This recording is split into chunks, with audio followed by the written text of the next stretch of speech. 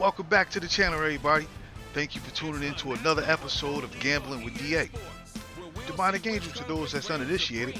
But this week, for Sunday Night Football, we got the Dallas Cowboys going back to California, where they just received a very humbling loss to the San Francisco 49ers on Sunday Night Football.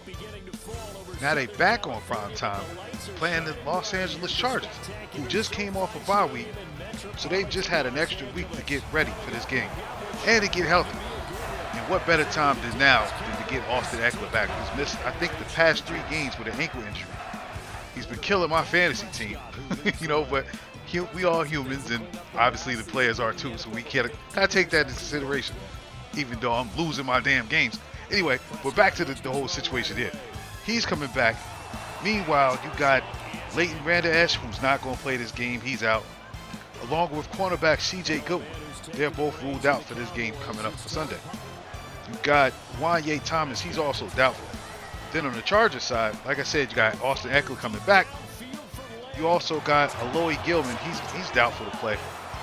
He's got a heel problem going on. And then you got Deanne Leonard, who's got a hamstring. He's also doubtful to play. So those are the injuries coming into the matchup. But the name of this segment is called Gambling with DA. So we want to hear about some gambling numbers, right? That's what it's all about. So this match opened up at Cowboys being 2.5-point favorites. I was actually shocked to see that line when it first opened up, because both teams have struggled against real competition. And what I mean by that is, week 1, Chargers played the Dolphins, and I believe the score was 38-36, where the Chargers ended up losing. High-powered game, high-powered offense, no defense whatsoever, and that's been the Chargers' Achilles heel throughout the whole season. They have a whole bunch of talent on defense, but for some reason, Brandon Staley, the head coach, I'm assuming he's calling the defensive plays as well, can't put them in position to be successful. I don't know, man. I feel like, they're definitely calling for his job. They don't want him out there anymore. I feel like he's holding Justin Herbert back, but now that Kellen Moore's there for the offensive coordinator, who has left the Dallas Cowboys, and you see how their offense looks this year, if you've been paying attention, he's got Justin Herbert out there balling. So how much is it worth that a whole coordinator plays his old team? Now, clearly, he's practiced against the defense. He knows the rules of the cover 3 that the Cowboys run. He knows the rules of Dan Quinn. Is that enough for them to be victorious over the Dallas Cowboys, coming off a humiliating loss to the San Francisco 49ers? I don't know. I'm actually putting my money on it, though. Now that the line has dropped down to Cowboys being favored by 1.5 points, it seems as if a lot of the public and the big-time money spenders are all riding with the Chargers. And I kind of agree with them, because the Cowboys, let's look at their schedule so far, right? So far, week 1, they beat the Giants 40-0. In the rainy game, no competition. They beat the Jets 30-10. No competition.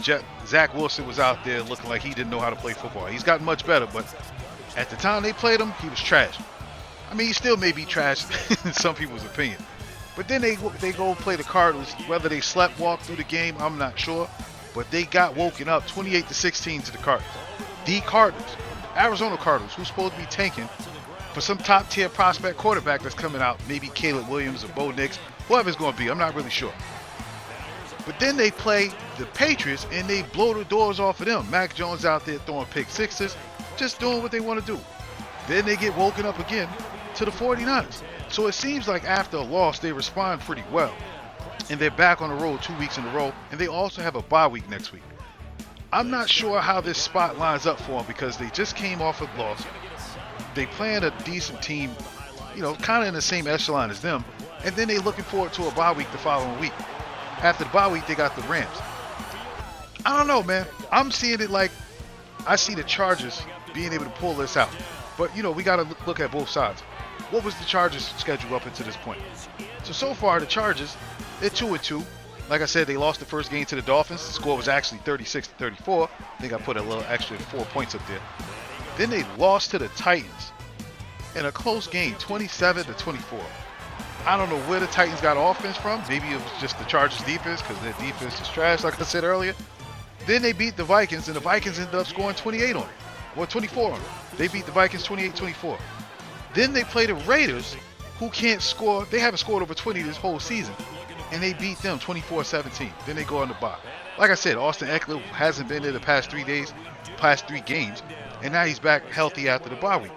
And you got the Dallas Cowboys coming to town, which should be a hometown game for the Dallas Cowboys because their fans travel everywhere. That doesn't change. And the Chargers don't have a fan base that's big enough to support their stadium, especially as big as that stadium is. So I'm going to go with the Chargers. It's currently sitting at +1.5. I'm going to take that. Also, regarding the score total, it opened up at 47.5, and now it's sitting at 50.5 points. I'm smacking the under. There's no way in heck I'm seeing over 50 points in this game. Cowboys offense is broken, so you don't have to worry about the Chargers defense not being able to stop them. And I don't see the Chargers being able to run the score up on the Cowboys like that. They may get a couple of touchdowns, probably a good 24, 27 points. But I don't see the Cowboys scoring no more than about 14, maybe 17 points. That's about what, 41 points? I don't see how they're getting to 50 points. I just don't see it. And it's a primetime game. Primetime games normally go under. For whatever reason, the games that they want to showcase are trash. One-sided. Like, I don't understand what's going on. So that's the two-leg parlay that I'm putting together. The Chargers +1.5, may even take them on a money line, and under 50.5. Even though it's shaded to go over, I just don't see it. I could be completely wrong. And, this is only for gambling and entertainment purposes. It's not like I'm out here risking rent on these videos or anything like that. But, yeah, that's what I'm going to roll with. So to make things a little spicy and a little entertaining, just adventurous, I put together an 11-leg parlay pertaining to this game. And let's see what happens, man. I'm pretty sure it's going to miss by maybe 4 legs. That's just how parlays go. You're not supposed to invest in parlays. This is just fun, man. It gives me something to look at. I will be taking single bets, and one of the single bets I'm taking is Austin Eckler to score a touchdown. Actually, I'm going to take him to score 2 touchdowns. He is their offense. Now that he's back, he's the focal point. They may take it easy on his ankle, but I thought the same thing Thursday night with Travis Kelce coming off that ankle injury, and he had over 100 yards. I think 130. Ridiculous. I'm not doubting people in their ankles no more. Coming back, and I saw him in practice, he looked decent, so I'm going with it. For him for 2 touchdowns. But the parlay, we got Austin Eckler to score a touchdown. Tony Pollard to score a touchdown. Justin Herbert going over 250. Dak Prescott throwing for 225 plus. Josh Palmer, 25 yards plus. Keenan Allen, 60 yards plus. Those are receiving yards. CeeDee Lamb, 5 receptions. Tony Pollard, 40 yards rushing. The under, 50.5, as I've stated before. Chargers to win to cover, 1.5. And then I have the first quarter total score over 9.5 points.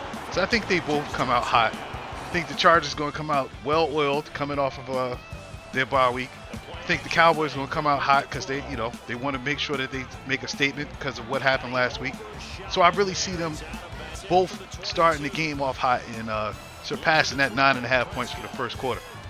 I may just take that as a single bet by itself because I really like that as well.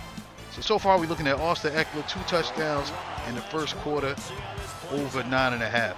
But that's the parlay. And if you was to place $1 on that parlay, you get $167.14. Again, it's for entertainment. Yes, you can win real money on FanDuel, which is what I use these lines to put these numbers out towards y'all. But I'm not sitting here recommending you that you go spend your hard-earned money, however you manage to collect money in your life, and put it on what I'm saying. This is all for entertainment. Hopefully it works out, and we can win some money together. But I don't want no messages coming to me, hey man, I took your bet. Like last week, well, a couple days ago, Thursday Night Football. I said, let's take the Denver Broncos plus 10.5 and the under. The under was correct, but the Broncos just are inept. They can't score. I'm looking at Russell Wilson like, bro, what is wrong with you? He had to throw to his pass maybe about 4 times. It got batted down at the line of scrimmage. Like, my man, pump fake. You don't understand that they're clogging the lanes. It's not really that hard. I've never even played football professionally, especially not at the level that Russell Wilson has played, won a Super Bowl and everything. But even I know to pump fake and throw the damn defender off, I don't get it. They want to blame Sean Payton. No, Sean Payton's not out there not pump faking the ball or not getting the ball to his receivers. I don't know. But anyway, back to this game. As you can see, it's over. Cowboys, they kept it close. Look, that's exactly the score that I said earlier. And that's what I see happening, 24-17. I don't see no 40, no 50 points happening in this game. I just don't see it. This looks really realistic. Pretty much the same score as it was last week with 2 weeks ago against the Raiders when the Chargers played them. I don't know. Maybe the Cowboys can make me, out to be a liar. I'm fine with that. I just like good football, man. Hope y'all enjoyed the video, and I'll see y'all for the Monday night video.